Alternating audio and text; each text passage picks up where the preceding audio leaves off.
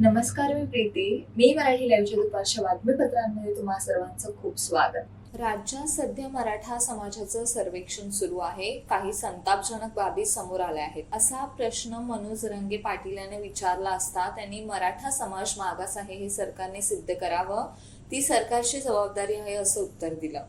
मनोज जरांगे पाटील आज रायगडवर जाऊन छत्रपती शिवाजी महाराजांचं दर्शन घेणार आहेत.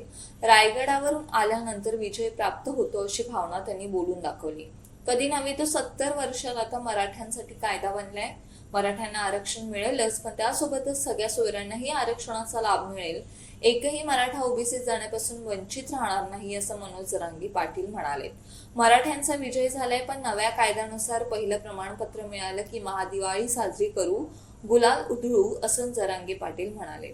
लोकसभा निवडणुकीपूर्वी राज्यसभेच्या 56 जागांची निवडणूक जाहीर झाली आहे. देशातील 15 राज्यातील 56 जागांवर ही निवडणूक होणार आहे. निवडणूक आयोगाने 27 फेब्रुवारी रोजी या ठिकाणी मतदान घेण्याचा निर्णय जाहीर केला आहे. 29 फेब्रुवारीला निकाल जाहीर होणार आहे. 50 राज्यसभा सदस्यांचा कार्यकाळ 2 एप्रिल रोजी पूर्ण होत आहे. तसेच 3 एप्रिल रोजी 6 खासदारांचा कार्यकाळ संपणार आहे. या सर्व जागांवर निवडणूक होणार आहेत. त्यात महाराष्ट्रातील 6 जागा आहेत. देशातील सर्वात मौल्यवान कंपनी रिलायन्स इंडस्ट्रीजचे शेअर सोमवारी उसळले.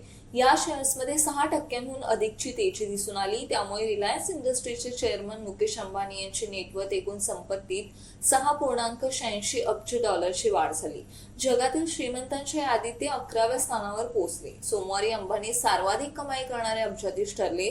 त्यांची संपत्ती 108 अब्ज डॉलरवर पोहोचली. भारत आणि आशियातील सर्वात श्रीमंत व्यक्ती अंबानी यांच्या संपत्तीत या वर्षात 11.3 अब्ज डॉलरची तेजी दिसून आली. तर गौतम अदानी हे 100 अब्ज डॉलर क्लबच्या उंबरठ्यावर येऊन ठेपले आहेत. सोमवारी त्यांच्या नेटवर्थमध्ये 4.28 अब्ज डॉलरची भर पडली. स्वातंत्र्यवीर सावरकर यांचे पंतू रणजित सावरकर यांच्या एका पुस्तकाने खळबळ उडाली आहे.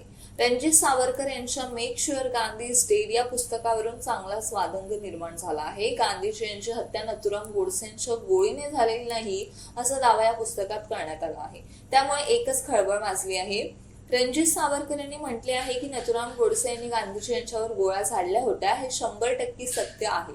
हे सत्य आपण अजिबात नाकारत नाही. मात्र फॉरेन्सिक तपासानुसार त्या गोळ्या नथुराम यांच्या पिस्तुलातील नव्हत्या. 9 mm पिस्तुलातून झालेल्या गोळ्यांच्या जखमा खूप मोठ्या असतात. गांधीजींच्या शरीरावर झालेल्या जखमा या 9 mm पिस्तुलातील नव्हत्या. शिवाय ज्या अँगलने गोळा झाडला तो अँगल विविध दिशेचा होता. त्यामुळे 2 किंवा अधिक लोकांनी छोट्या कॅलिबरच्या पिस्तुलातून या गोळ्या झाडल्याचं अहवालातून स्पष्ट होतं. त्यामुळे नथुराम गोडसेच्या गोळींनी गांधी मेले नाहीत असा दावा रणजित सावरकर यांनी केला आहे. देशात आता लोकसभा निवडणुकीचे वारे वाहू लागले आहेत. ही निवडणूक एनडीए आघाडी विरुद्ध इंडिया आघाडीशी होणार असल्याची चिन्ह आहेत. त्यापूर्वी इंडिया आघाडीला धक्का बसला आहे. बिहारचे मुख्यमंत्री नितीश कुमार यांनी इंडिया आघाडीची साथ सोडत एनडीए मध्ये प्रवेश केला. या घटनेच्या पार्श्वभूमीवर महाराष्ट्रातच महाविकास आघाडीने बैठक बोलावली आहे. दुपारी 2 वाजता नरिमन पॉइंट येथील ट्रायडेंट हॉटेलमध्ये ही बैठक होणार आहे.